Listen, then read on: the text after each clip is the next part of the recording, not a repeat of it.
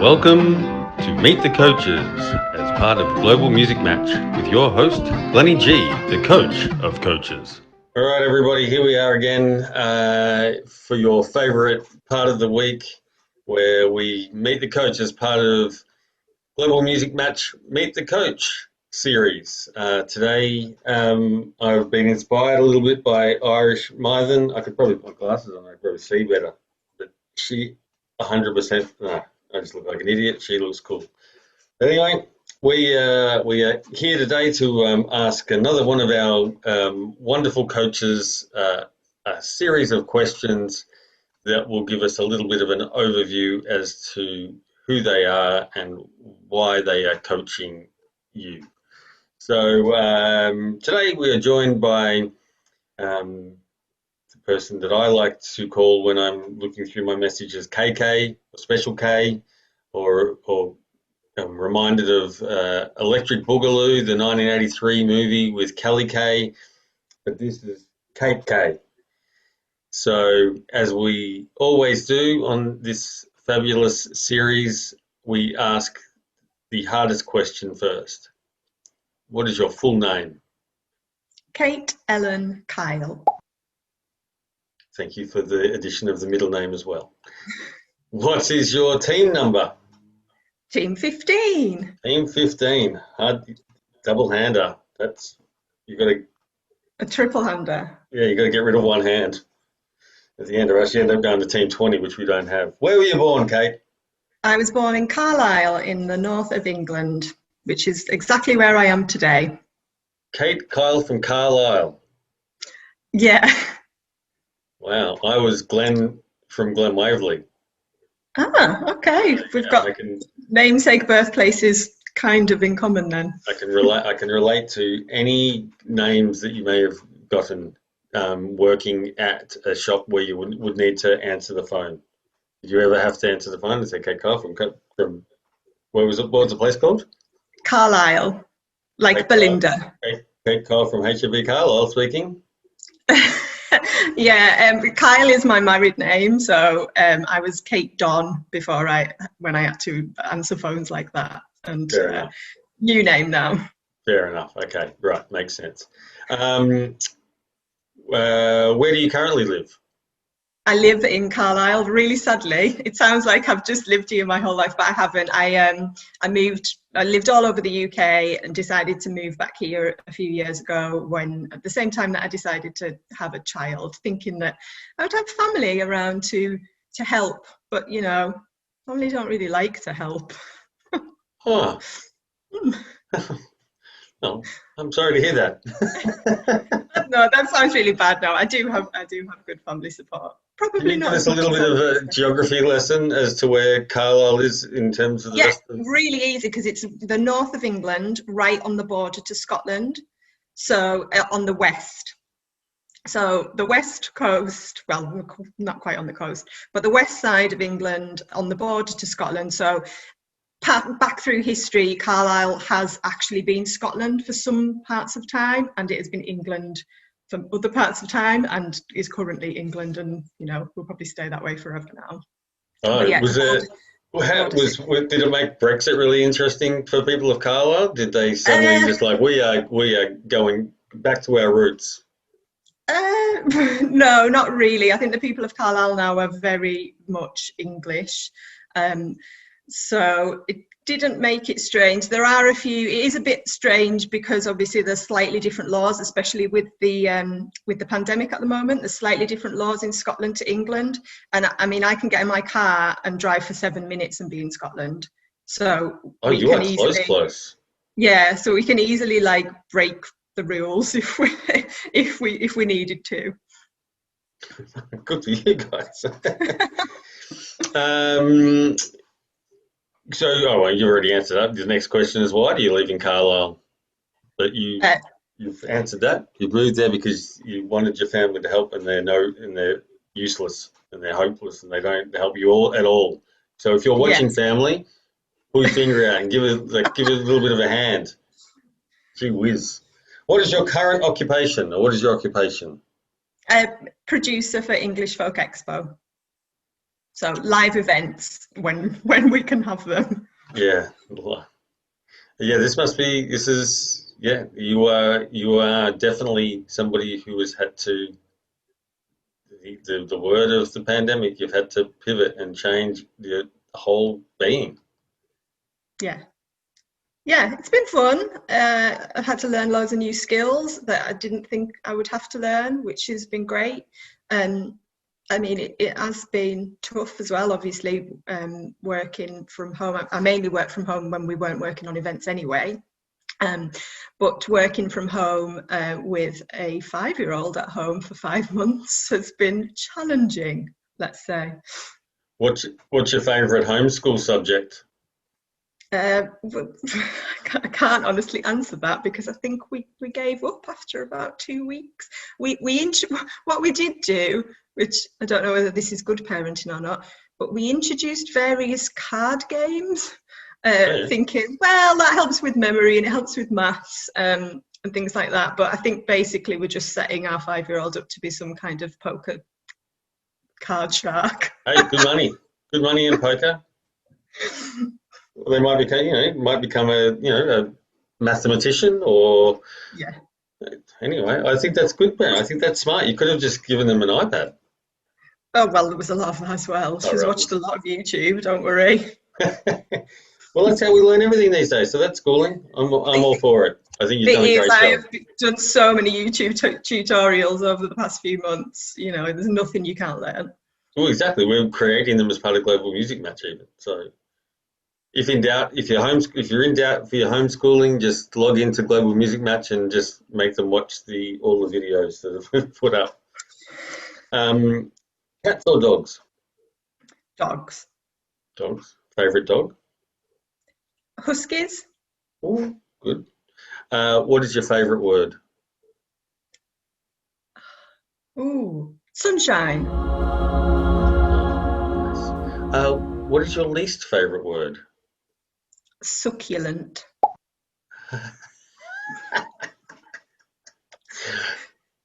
Why? My husband, where did your? Don't know. I don't like like words that sound like what they are, like ooze and moist, and the words that people generally don't like. Is that onomatopoeia? Is it? I don't know. I like saying onomatopoeia. Yes, yeah, it is. Yeah, it is. Yeah, I mean, I generally don't like those type of words, but my husband, he'll always say, "Oh, the meat was really succulent," and it just makes me want to stab him in the face, and I don't know why. It just makes me uncomfortable. You haven't done that though. You've always resisted the stabbing in the face. No, I'm not violent. I'm a lover. That is good. What turns you on? In what context are we talking here, Glenny? In more life. In more life, okay. Yeah. Broadly speaking. Broadly speaking, okay. Well, I love to be around people who have skills in whatever that may be, whatever subject that may be. I like people who have obviously been around people who've obviously had drive to do what they want to do and achieve what they want to achieve, and I find those people tend to kind of give that off a little bit and you can feed on it, and I like being around people who make you want to be a better person. Great, that's good. What turns you off? Laziness. So probably the exact opposite of what turns me on. Just people who don't do stuff because they make loads of excuses as to why they can't do it, and when really I want to be with people who want to get stuff done. Let's get stuff done. I can't be bothered with you've got me on I'm gonna have a big rant now, Glenny. Like when you have meetings, do it. When you have meetings and people are just talking around stuff, and I'm like, can we just get to the point, make an action, make sure we achieve it and move on to the next thing? I'm like, let's just get it done. I hate wasting time wasters. You were, perfect for events.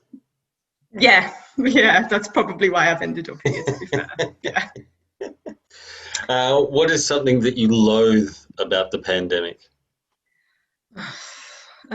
Well, everything, not being able to do all the things that we want to do, not being able to have live music, starting that we can get there now, but it's just, impossible at the moment. It's just financially unviable to do the type of events that we used to do. So that's, it affects me work-wise as well as in a personal capacity as well. So I think that's probably the main thing. But obviously not being able to see family as freely is tough too. What is something that you love about the pandemic? Love. Okay. Um, I feel like you're expecting me to say something like, we're all able to connect online and make these new connections. But I'm quite a practical person, so I think something I love about the pandemic is not having to think about what you're eating in terms of sometimes if you've got a really big meeting or event the next day and you're like, oh, I can't have something really garlicky the night before because I just don't want people to think that I stink. But now we just have to wear masks wherever we go, and all of our meetings are on Zoom, so you can just sit at home and eat whole bulbs of garlic if you want to. That is a great answer. That is good. Oh, God. That is good. That Oh, is can we unique, start and again? that is good. I love it. I love it. What is a sound or noise that you love? What is what, sorry? What sound or noise do you love? Ooh, a sound. A sound that I love. Uh, Piano? Strings? Is that The is that the strings, kind the of sound? strings on a piano? Is that the kind of thing you're looking for? A sound that will just, oh, wow, you've really thrown me with this one. A sound that I love. I could give you a whole list of sounds that I don't love, Well, but a sound that's the next question. it's going to be the next one, isn't it? Sound that I love. I quite like the sound of when you click, like oh my God, this is so weird. When you click on one of those strap things together. Do you know what I mean? Like that clicking sound. No. Ah, it's a bag that doesn't have any Have you clickers got on it. one? You know what I mean, though? That kind of satisfying. Yeah, I do. I do, and I really Yeah. thought that I would have Maybe something. I associate that with safety or something. Maybe I just want to feel safe. Yeah, it's like a harnessy clicking thing. I like it. Yeah, that's safety first. I'm It really is. interested to see what other people have said. Not that. Yeah. Okay, I've realised what people say now. Laughter. That's what people are going to say, aren't they? It Can it you it, just cut to me saying laughter? it rates. No way. No way. Um, what sound or noise do you hate? Um, And should I strap in because it sounded like you had quite the list? yeah, I got to do. Oh God, please don't hate me when I say this, guys, and feel free to try and change my mind. But I hate the sound of accordions.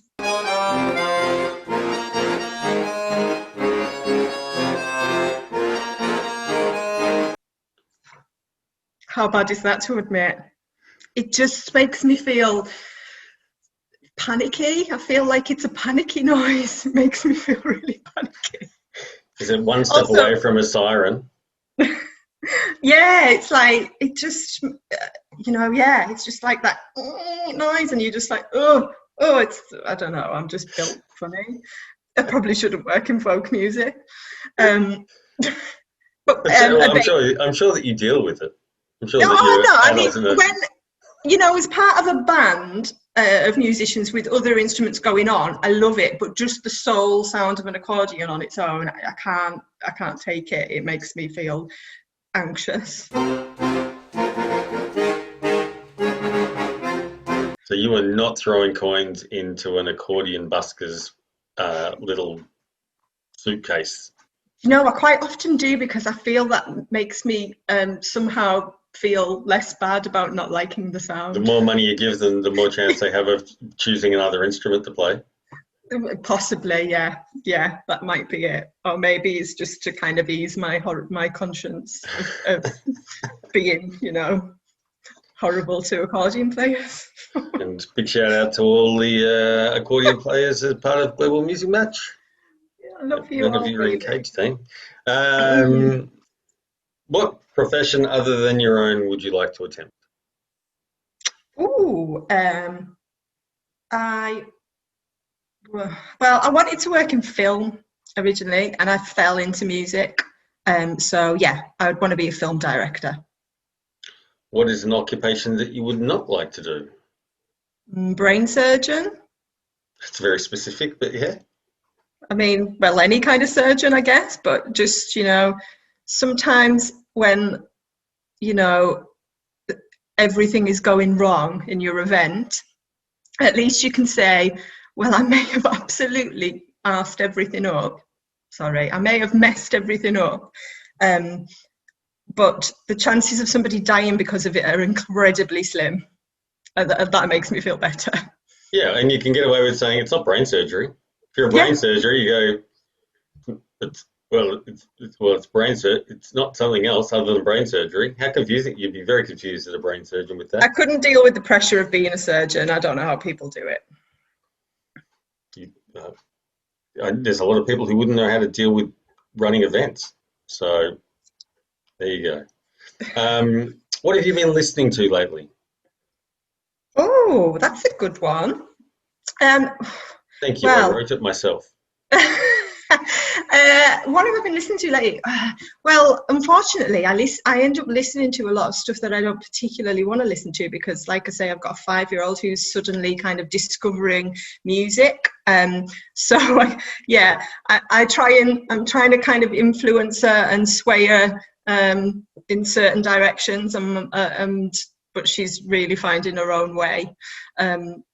Her own way with that. I mean, I've been listening to a lot of my Global Music Match team music, obviously. Great. Right answer. Yeah, it is the right answer. I've been listening to that. Yeah, because I've been, watching all their interviews and listening to all the music that they're putting out, and I really love it. My team are so different. All of the music on my team are like it's way different.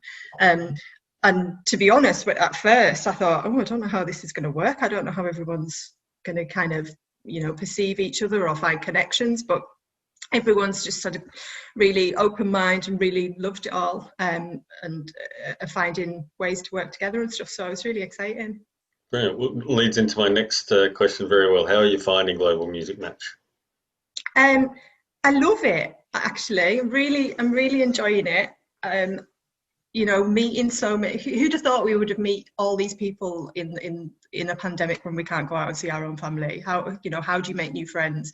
But meeting everyone has been so great. And the thing I love about working in the music industry is kind of it would usually be watching an artist on stage perform for people, and those people in the audience just forgetting all of their worries for that time that they're at that gig, and just really engaging with the artist and witnessing that kind of exchange between artist and audience and just feeling really satisfied by it. Yeah. And obviously we can't, you don't get that experience at the moment, but what's been really lovely is to actually see this artist to artist connection, and they bloom, the relationships bloom, and then kind of the excitement they have when they come up with an idea of what they can do, and just all the laughing. Remember, I should have said laughter. All of the laughing, and the smiling, and everybody just kind of encouraging everybody. It's a really lovely project to be part of. Unreal. Now, the last question. If heaven exists, what would you like God to say? If heaven exists, what would you like God? What? Geez, why? I've been asking this question all week. Now I can't do it. If heaven exists, what would you like to hear God say when you arrive at the pearly gates? Oh, Prince is here and he'd like to have lunch with you. Fair enough. Fair enough. Do you think in heaven that you'd need to make bookings? Uh, well, if the pandemic's hit it, then then definitely 7 weeks in advance, and they'll need time to clean the table down after you. I hope not. I hope not. And I hope that you don't get to have a meal with Prince anytime soon as well.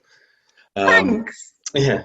But then, no, thank you. Thank you for being part of this, and thank you for your excellent coaching skills. And this may not be the last interview that we do. We may go for a round two and go a little bit more in depth. But Okay, thanks, KK. Thanks for your time. no You have a problem. lovely Thanks for your time. you have a lovely day.